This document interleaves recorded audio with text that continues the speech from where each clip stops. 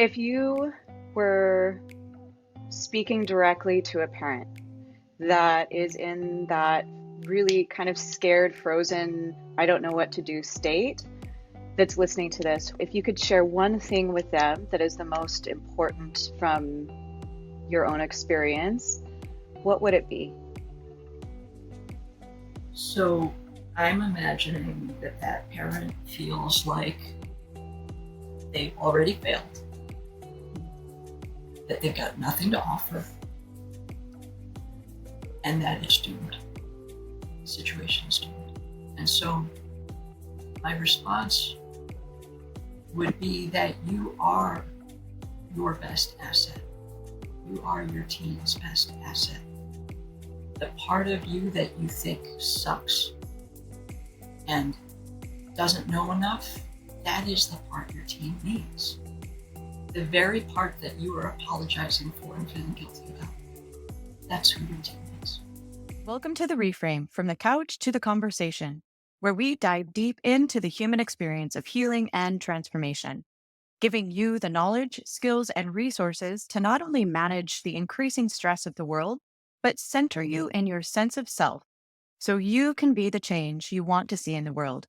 I am your host, Rebecca Molman, trauma therapist turned coach. Teenage years are a pivotal time in developing self-identity and figuring out how you're going to navigate life. It is a rocky rite of passage we have all experienced. However, the landscape for teens today is drastically different and causing new challenges for parents that just simply were not there when we were teens. Social media, screens, a spike in teen mental health challenges, and the fallout of the pandemic are all contributing to parents feeling lost, ill-equipped, and frustrated, to say the least. In today's episode, we are joined by Jenny Wing, who has 20 years under her belt as a licensed clinical psychologist and coach, to address practical strategies and share valuable insight around this topic. She is board certified in DBT and specializes in the treatment of trauma and high emotion dysregulation among teens, as well as first responders and medical professionals. There is so much to cover today, so let's dive in. Well, Jenny, it's absolute wonderful pleasure to have you here today. And I've really been looking forward to this conversation Yeah, since we me too. chatted last. Yeah, it's great to be here. Thank you. Absolutely. Absolutely. Can you share just a little bit about yourself and what you do and how you've gotten to where you're at today? Absolutely. So I am a psychologist by training. I've been working in the field for over 20 years now, and I've really been tacking back and forth over the last 20 years between prevention, education, and treatment and actual clinical work. And so the last 10 years has really been focused primarily on doing clinical work with people struggling with trauma. And what I have found is that a lot of adults who are struggling with trauma, the way it plays out in their lives is it deeply impacts their relationships with their kids and their ability to parent. And so a lot of the work that I had been doing ended up centering a lot around parenting, a lot around helping adults increase their own emotion regulation skills. So doing a lot of dialectical behavioral therapy. And, it and through that came to start working with teens directly. I had always done education with young adults and teens going way back at the very beginning. So in working with teens and seeing that there's this pervasive issue where parents and teens desperately want to find one another and they can't. And it's almost in their desperation to find one another that they miss each other. And so in my early days, I was a university administrator in college mental health.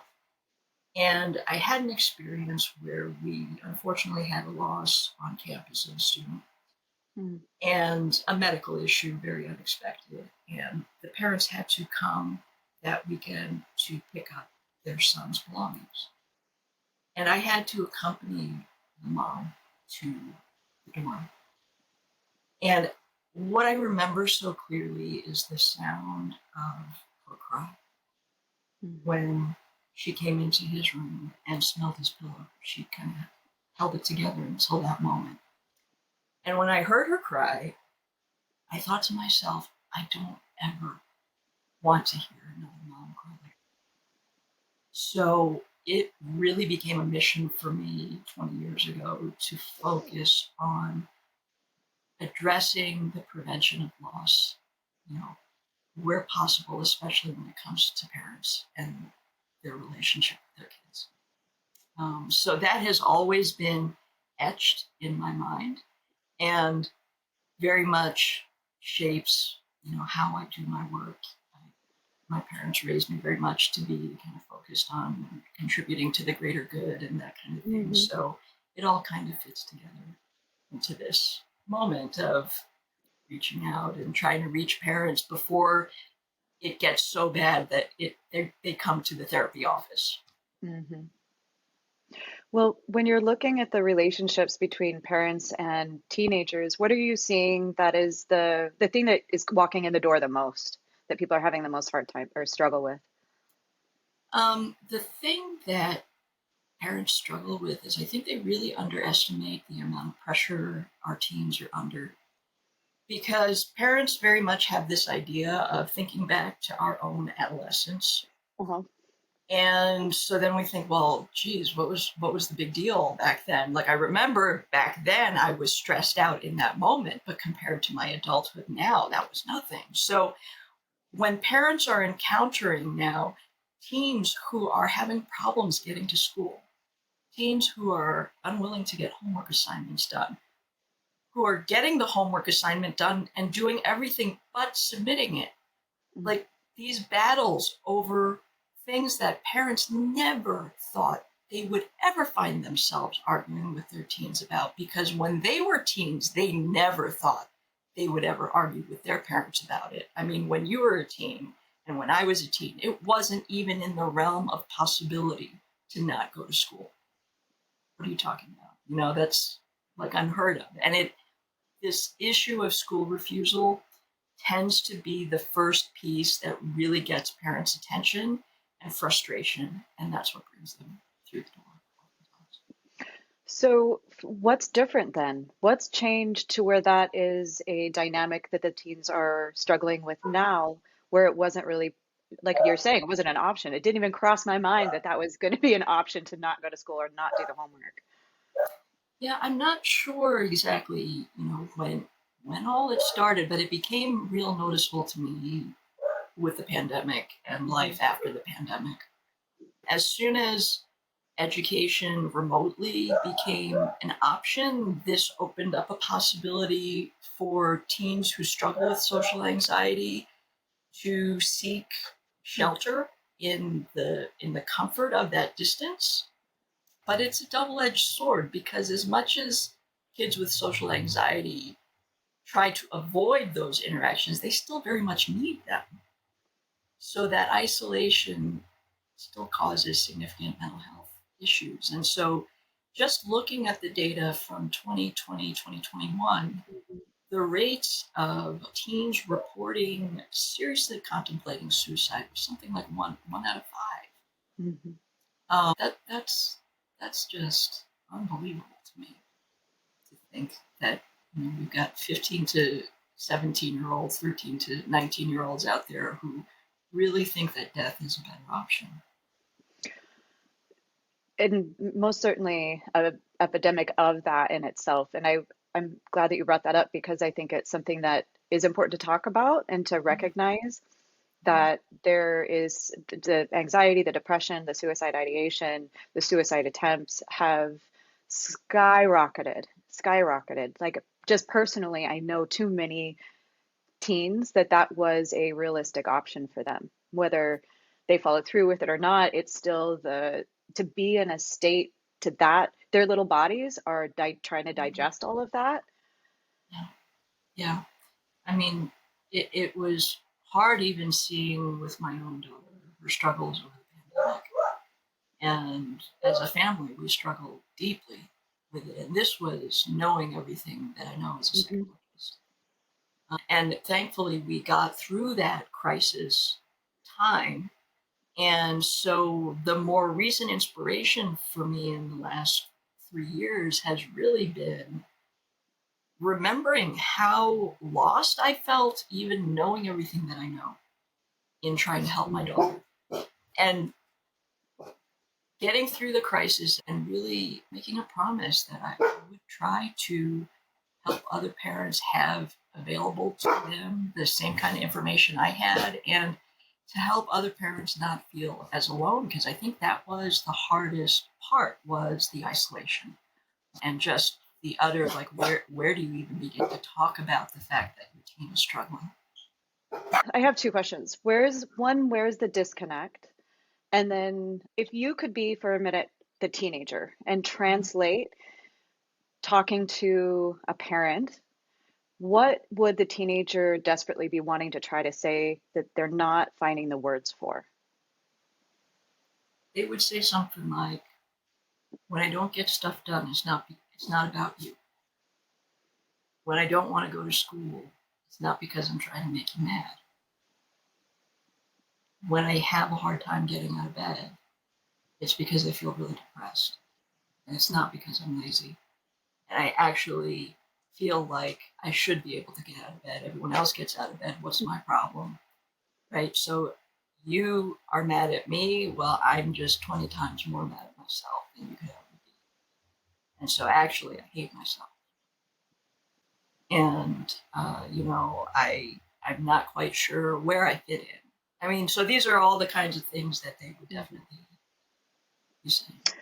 Which, as a parent, not having the skills as even like a clinical therapist, just trying to stumble through the process, I think there's a natural tendency to be afraid and push back and try to not only have them fit into the box that you expect them to perform the way you expect them to perform, but then also there's a very genuine almost freeze response of like, I don't know what to do. And then Yes. that creates even more distance, just puts fuel to the fire with that relationship. Definitely. And I think there's a kind of cultural pressure that parents are supposed to have the answers. And that if we don't have the answers, that is an automatic marker that we failed or that we're about to fail. And I think that's part of what creates the freeze response, Mm-hmm. and that's what drives parents more than towards doubling down on the things they're certain of. Mm-hmm. And then some of the problem comes around exactly that. Hmm. Which makes sense. So how would you go about coaching a parent who is in that state, someone that feels really frozen, really that they don't have the tools, they really do want to help, they're super frustrated and probably overwhelmed themselves. Yes. What can we do Um, as parents?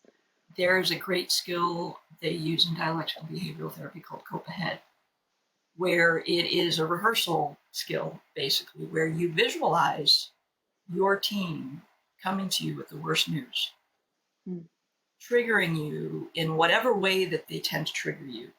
Imagine it, visualize yourself getting triggered, visualize your distress going up, and then visualize yourself making use of some techniques such as paced breathing, so extending your exhale, making a decision, visualizing that you're going to stop and take a break and say, I'll be right back in a couple minutes.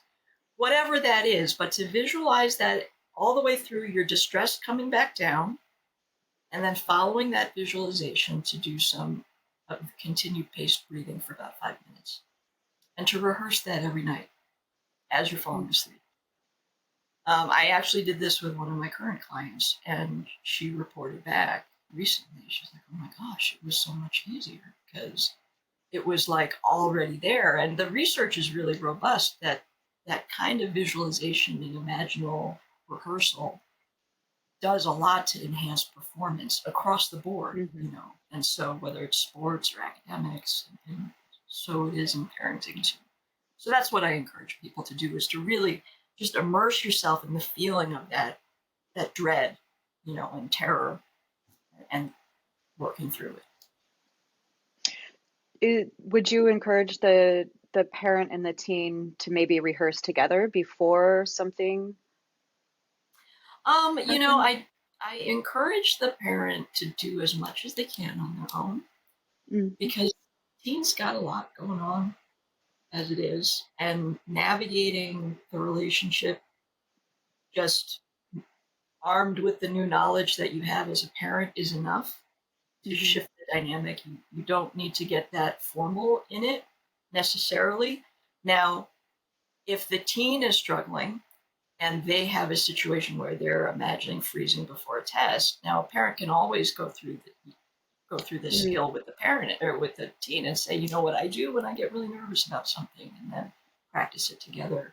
That way, what I encourage parents and teens to do is to actually come up with a code word that they use for when things are really starting to go sideways and they know they're getting dysregulated and it's going to go bad. Like they can't even explain why or what or how. They just know the conversation needs to stop. And so I have parent teen dyads come up with like a silly word, like coconuts. And, Mm-hmm. that's just the word. Like that means, okay, communication is no longer productive and we're stepping back. So that's one way that parents and teens can reverse that together. Mm. And set up kind of protocols to intervene before it gets into a Mm-hmm. destructive behaviors on the parent side or the teen side. Yes. Yeah. Yeah. Yeah, definitely. A lot of us are parents, and I Mm-hmm. can just hear a little bit older generation saying, but the kids got to go to school. They've got to like toughen up. They've got to do this stuff. They're not going to succeed in life. And there is a lot of fear in that. And there's a heavy Mm-hmm. pushing with that. Mm-hmm. And then what I've seen is the parent or caregiver gets defeated, like feels absolutely defeated, and then Mm-hmm. rejects, not consciously, but their face rejects Rejects the teen or the behavior. the But behavior. it's Yeah. yeah, Yeah. yeah, And a real pushback, like this is unacceptable. yeah. Yeah. Okay. It's really interesting when I encounter parents like that because they'll say, it is really important. And so I'll say, okay, what have you Mhm. been doing? Well, and they'll describe yelling at them and all kinds of things and starting an hour before and going in every 5 minutes. And it's amazing the incantations people will go through to do this for their kids. Um, and then what I'll ask them is, and has it worked? And they'll say no. And so, my answer always is if your way was going to work, it would work. And so if your kid isn't getting out the door to school, then, and your way is not yielding the outcome that you want, then maybe you're going to have to detour and change how you're looking at this. And if it will actually yield your son or daughter getting to school, are you willing to change? And oftentimes they are. And sometimes the shift is really subtle. In one situation, or a couple of situations, the shift was as subtle as saying to the teen, we're not fighting with you anymore. It was saying to the teen, okay, we're going to come in an hour before to wake you up. You know what time you need to leave to get to school on time. We have your phone. You will get your phone back when you head out the door for school. And then, now this is teens with chronic issues, and parents think that's not going to work. So they did it. Did it once. The teen's like, you're not going to do that. Oh, they did it. Teen got out the door, made it on time. Happens again, tested again. And then by the second week, the teen's on his own, getting up, going to school. And there's no increased yelling. There's no increased discipline. It's just focused attention of parents saying, okay, we are going to do our best to help block potential paths of distraction. And we're going to leave our team the room to then make a choice. And so we will stand back, we'll block the areas of avoidance, and we'll watch and we'll wait and see. And then we see what they do. And based on that, we move forward. Oftentimes, when you give teens that space and you arrange blocking the right distractions, you can get that movement forward. Hmm. And I think that's something that we never had to do when you're at the very beginning. You're like, well, why is it when we look back on our childhood or like our teenage years, it's one of the biggest differences is the screens, is the distraction, the literally shorter attention span. Can you talk a little bit about that as well as the dopamine dump on the back end or of the Yeah. short?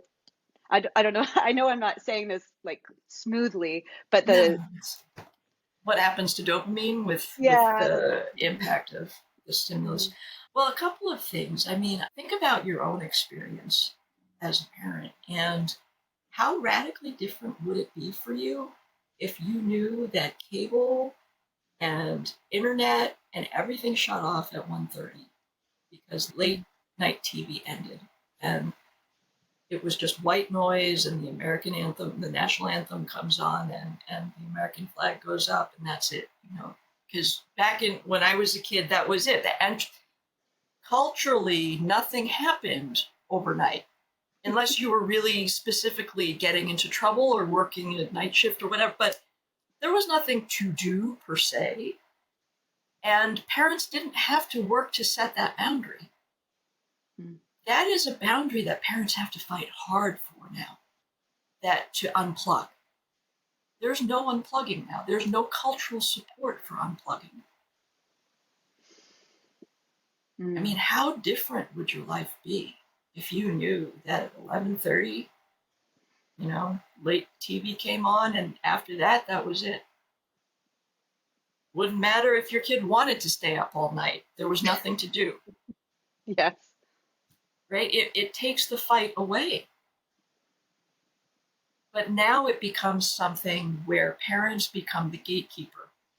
Hmm. And now as gatekeeper, then they become the thing pushed up against. And that adds a layer of pressure for parents that baby boomers didn't have to deal Well, and that those devices also are a tether for and a bridge for those social connections and social communication. It almost has this layer for the parent of, I'm not just taking a distraction away. The kid's response is, no, you're taking my entire life away. Yes, and that is a very tricky thing for parents. And sometimes parents struggle with following through on a consequence because the teen will say, but that's my only safety net. Or they'll pull I'm on the phone with my friend who's in crisis and they need me right now and you're rushing me. And the reality is when parents push through nonetheless and work and say, okay, you take 5 more minutes, but then you got to wrap up and follow through, teens learn that people rarely are things a life and death matter Mm-hmm. with being online. And so teaching teens how to put that pause, that self-administered pause is tough. It's tough. And parents, because I think it's hard for parents to do themselves. And Mm-hmm. a lot of times parents' own relationship with technology is problematic and kids are mimicking what they see their parents doing. And a lot of times, that parents resort to because of their own burnout. And this became, I think, especially the case through the pandemic.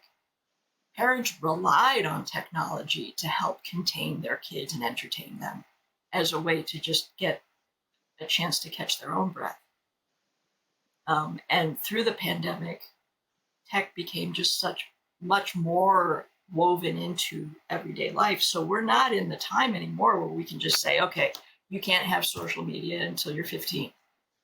That comes with really serious implications for kids now. It puts them at a serious disadvantage in terms of being able to navigate with other kids in that arena. And I have worked with enough kids who have had the experience of not having and like this really extreme like no access Mm-hmm. and it doesn't serve them as Really? well as it's not as clean as parents would like to think. It's an option, but it is not the silver bullet that solves everything. It comes with its own complications. And it does put your team somewhat in a one down position in terms of being able to play the social game in engaging with their peers and sort of getting into that jockeying for position. That's really interesting to hear because my head is like, well, you just can't be on social media. But I like that you pointed out that that is how they are engaging. Like that is the social component with so much distance that's been kind of infused into the culture at this point. I I guess the first question is how do you make it safe? Oh man, the more communication and kind of collaborative use of things like watching YouTube together is something that I encourage families to do. Like, figure out what your kid is interested in watching on YouTube and see if you can Mhm. get interested in it too. Or you can find things on YouTube. Just get familiar with the tech that they're Mhm. using. Get on TikTok, get on Discord, try to understand what that is, because I really truly think that's the only way parents are going to understand what their teens experience of that media is. Instead of And just hard lining it. yes, yes, because then you can have a conversation, and in that conversation you can have some decision making process around at what point does your relationship with this particular thing, TikTok, Facebook, whatever, start becoming a problem. Mm. And then you start thinking about safety online. And these kids are getting, thankfully, in the schools, are getting a lot of training on how to stay safe online. It doesn't change the fact that they can know the rules and still take risks. You know, that is a reality. And the only thing that I see as the ultimate remedy and ultimate safety net is the open, connected, open communication between parent and teen. That is the parent's best shot, is hearing it from the teen themselves. It the visual that just kind of came up for me is that the teen has things that they're standing firmly behind, positions that they're taking. The parent has different valued positions that they're taking. And I wonder if the magic might be in recognizing we're going to agree to disagree on these points, and this isn't going to be the core of all of our conversations. And how can we find connection in other conversation topics or ways? That is so beautiful and that is true. And I love the visual because that you just captured exactly what the problem is. For parents, they fail to understand that this is a second subjectivity with a whole separate experience and set of values. And it isn't just about instructing and telling them what to do. Gen Xers have this assumption that why adolescence was hard for us was because there was this kind of shared benign neglect among the baby boomers towards Mm-hmm. their kids.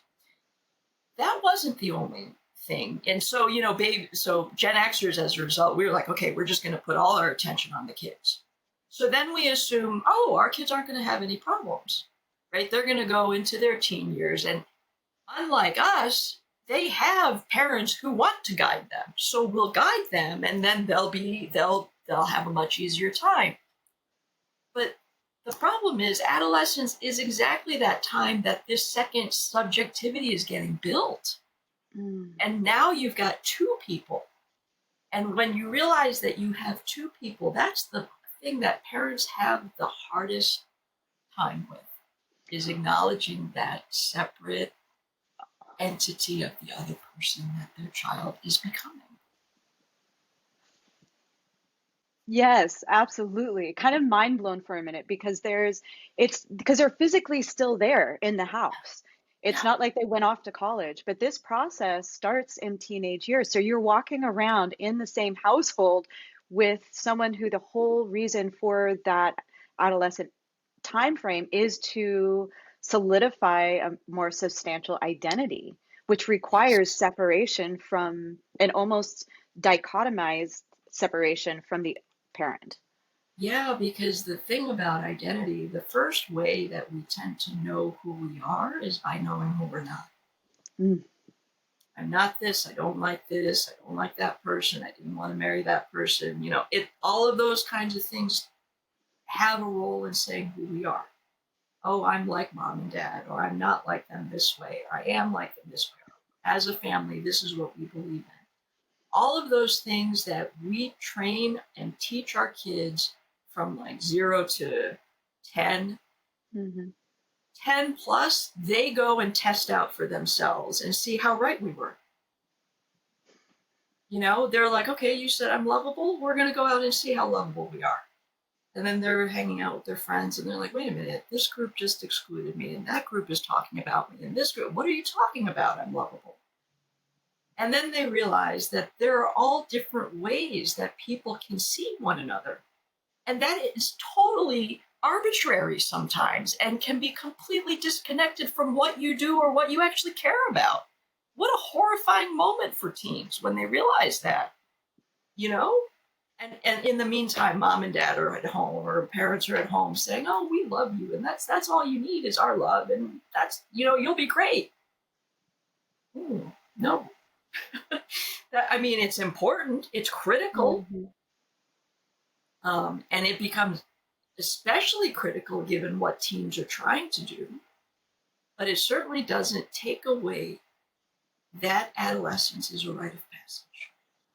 Mm. It just is.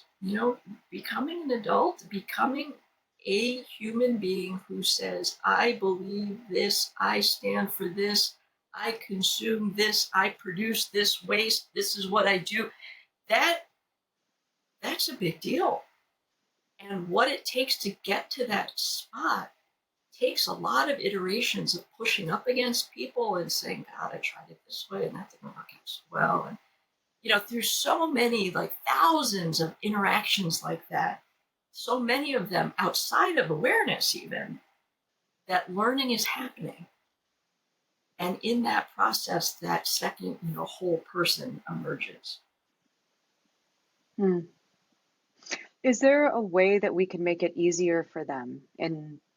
Because I think there's this tendency of just literally stumbling through parenthood that we never got the user's guide to.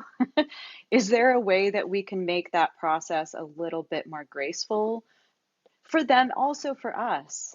For parents or for teens? For Yeah, both? both, both. Um, I think, I, you know, I have this fantasy where parents could sit down with their kids at about 10 or 11 and say, okay, little Johnny, now life's about to change.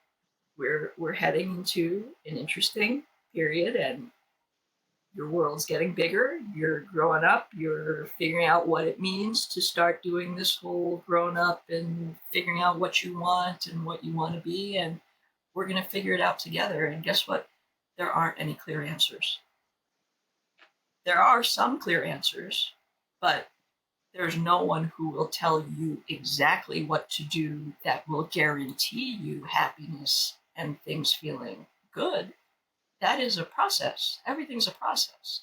So if adults can radically accept that life is a process, right? And that there isn't a lot that we do control. And actually where we get most mixed up is we try to control what we can't and don't control what we could. Um, the more we can do that, the grace kind of falls from there. It all falls into place. Like we set the tone. So our self-compassion, our radical acceptance for just how profoundly human this experience is, and what a humbling thing to say. We're going to bring life into this world and then try to, create the conditions so that they can go forth and do what an audacious thing to claim. And to see what happened over the pandemic really, I think, was so sobering for so many, because it just really highlighted the emperor has no clothes. All of these things that we thought were so solid, no, not so solid. Hmm. So it's clear more and more our society, we're needing people who can tolerate things being quite gray. There isn't a lot that's black and white in life. And that's what our teens are moving into, a world of increased complexity. And they're building an identity in an increasingly complex world where there are more and more nuanced ways you can express your identity. And they're needing our help with that. They need us to also be nuanced. When our back gets up and our fight or flight goes off because we think our teen is in crisis, I say to folks, we have this myth, right, that people will rise to the occasion. We don't rise to the occasion. We fall to the level of our training. And so we resort to what we know best. And so we go to clarity. And that's when people are like, you have one job, go to school. That's it. We don't ask you to do anything. If you knew what I had to do when I was like the whole litany that can go on. And so that's what they resort to, which is exactly what then escalates the identity crisis and emotion dysregulation in the teen, which then just creates more distress for the parent because they're like, what is going on? Don't you respect me? Don't you hear what I'm telling you? So then they make it about a respect thing. And the teen is like, what are you talking about? I'm just having a hard time getting to school. Right? And I'm sitting here watching and I'm like, oh my God, I have to say something. Right? And so that really is what has brought me to do this work, is because I can't stand when the answer is right there and people are in so much pain, right? Mm-hmm. And it's like, oh my God. So I'm like, someone must be saying it. And I'm looking around and people are like, yeah, okay, people are saying it. But so I was like, okay, I'm going to start saying it then. And then people started responding and I'm like, okay, so I'll keep saying it. So I'm going to keep saying it as long as people respond, and as long as there are kids who are hurting. And that's pretty constant. Yes. Well, can you tell a little bit more about how the work that you do is really creating a bridge for that relationship between the teen and the parent, and how you've put that together to assist this pretty significant transition and problem? Well, I was working with a consultant who said, you should go on social media. And I was never really a big social media person. And so I thought, Mm-hmm. all right, I'll do it to do it. And I did it. And then I started to see how some people were responding. And then I was realizing that there were a lot of people who don't have access to therapy or education or, any kind of support services, and that what they get online is the service. Right. And then when I could start seeing it from that perspective, it got really exciting, because then it was like, wow, if someone's willing to like be interested to hear what I have to say, they might actually be able to get some benefit from it. So I'll give this a try. And started getting feedback from parents after about 2 or 3 months of parents who are like, yeah, I've been watching you and I've been trying some of your stuff. And then they say, I can't believe it. My son came over and actually put his head on my shoulder the other day out of nowhere. Like stuff like that, where I'm like, oh my gosh. Or I got a note the other day from a parent whose child was in treatment for 2 months. The parent was really, really anxious and nervous about would they be able to rise to the occasion to really be able to be there for their teen when they got home from treatment. And through really focusing on improving communication skills, and I guess just watching the videos, she found enough of strength and information. And she says her kid's been home for 2 months now, is doing great. They have a fantastic relationship. So these are things before people even actually work with me directly to do any coaching. That part is the part that really excites me the most, is this stuff that just through a 60-second video, Mm-hmm. how much can change. Well, And I've been secretly watching you for a while now on TikTok because I just think it's what the work that you're doing on there is just beautiful because you can tell that when you're communicating with people, it's very raw, it's very honest, it's very straightforward. And responding to when people have a question, you're able to respond back immediately. And being both of us therapists, knowing how important it is to bring education and tools and techniques to this space where people sometimes they're sitting, don't have the resources, but they do have a phone in their hands. And people are starting to learn that they can access quite a Yes. lot. Yes. Yep. Yeah. It's really amazing. And I think it's a game changer. I really do. Mhm. In terms of what we can do to help kind of raise the level for everyone in terms of the kind of environments we create for our kids and the extent to which parents can feel supported and heard. Like what totally makes my day is when parents respond to a reel I've done and they say, I feel seen. Mm. And that's when I'm like, all right, I did it. Because there are two things. I have a teen always in mind, right? But there's always the Gen X teen in mind too. Mm. Like, because in every parent is their inner Gen X teen that is just like salty and pissed off, right? And it's like, what the hell are these people bitching about and whining about and crying about? It's like that real tough inner, it's what got everyone to where they are now. That part of them. That part needs to be seen for parents to be able to change. I really believe that. And so that's the other part of what I try to do through my work is to say, okay, if through my videos in 60 seconds you can see yourself in what I'm describing, then we're getting a little closer to helping you change. It's pretty cool. And it's I love. exponential. Mhm.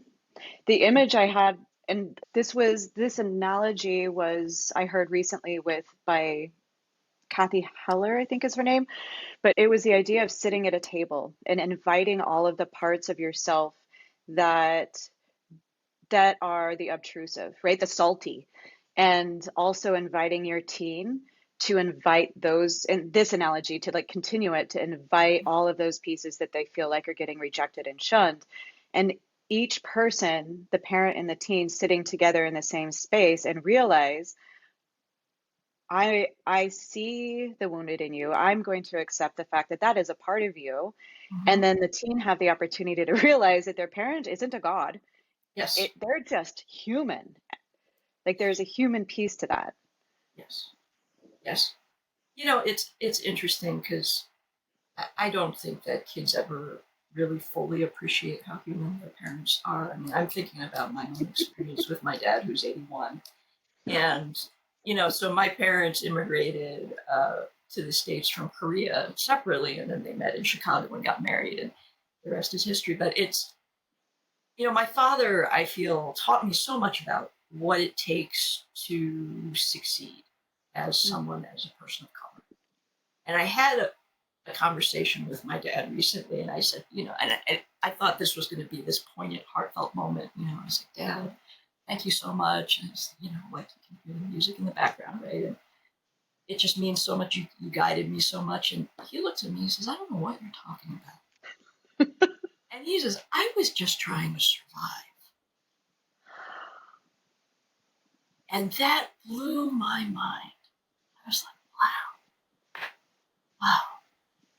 wow, how cool and how like, whoa, it it was really, really memorable in a way that I didn't think it would. And it really highlighted for me that I don't think we can ever truly, truly appreciate how human our parents are until we feel our own humanity and our own parenting in relation to our Mm-hmm. kids.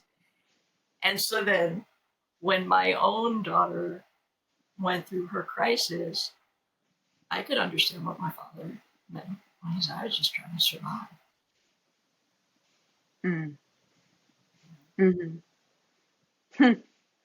I love that. Thank you for sharing that story. Oh, yeah. What's interesting about that story is that it wasn't, you were still holding certain qualities or perspectives about your father, not biases, but you were holding kind of this idea that didn't align with his own experience. But you had that lens to see him through that. Even as an adult, we still don't really know. I know, it's crazy. It's really, really amazing. And the other thing is that we are parents for life, for life. And I think there was this real dream that baby boomers had that they got their kids to 18 or at least to some career or to college or something, and then that they're good. And then Gen Xers came up, and there are some Gen Xers who got their kids to adolescence and they thought, okay, now it's our turn. Now it's our turn to do what the baby boomers did, and now we get to go play golf and do whatever. And it except the work just doubles, triples, because it's so much more complicated now. And the Gen X parents, like, what is going on here? You know, like, how is this possibly even fair that this is going on? And so, you know, we are parents for life, and we may struggle. What adolescence is like a hot minute in a lifetime. And parents think there's so much we got to teach them by they're 18. No, we got time. There's plenty of time. You know, the train keeps going round and around, God willing, and we're going to miss it. We'll catch it the next time around. The lesson is always going to come back around. So if parents can take some of that pressure off, that can be a tremendous, tremendous help. Well, and also going to self-care. But I think that when we feel like our kids, even if it's just the idea of a crisis might happen, I think a lot of parents gravitate towards trying to do the protective thing and neglect a natural pull that of their own personal transformation that is happening, and being Yes. able to give themselves permission to carve out whatever it is in their own personal life.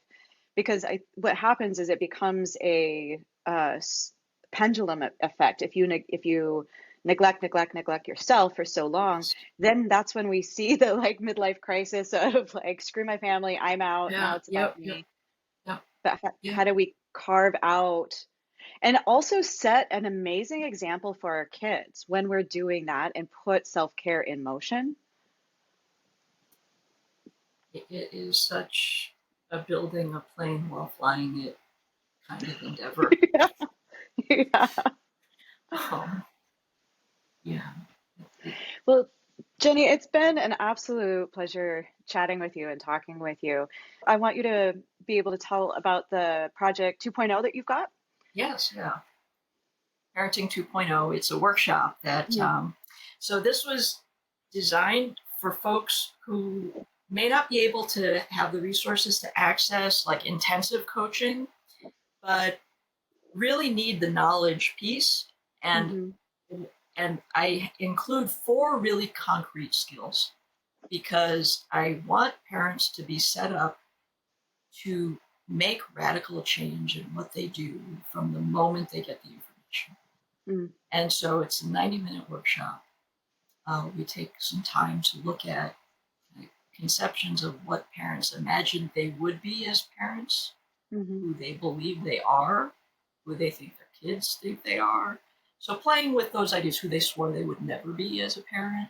So playing with some of those ideas, looking at the major transitions that happen, the ways the game changes, what are the obstacles that get in the way for parents, and then 4 really key skills that if parents can focus on those 4 things, it will transform. Oh, that's wonderful. That's wonderful. And I'll make sure to have the links in the show notes so Yeah, everybody can just a real quick access to connect with absolutely. you. Cool, cool. Well, one last question. If you were speaking directly to a parent that is in that really kind of scared, frozen, I don't know what to do state, that's listening to this, if you could share one thing with them that is the most important from your own experience, what would it be? So I'm imagining that that parent feels like they've already failed. that they've got nothing to offer, and that it's doomed. The situation is doomed. And so my response would be that you are your best asset. You are your team's best asset. The part of you that you think sucks and doesn't know enough, that is the part your team needs.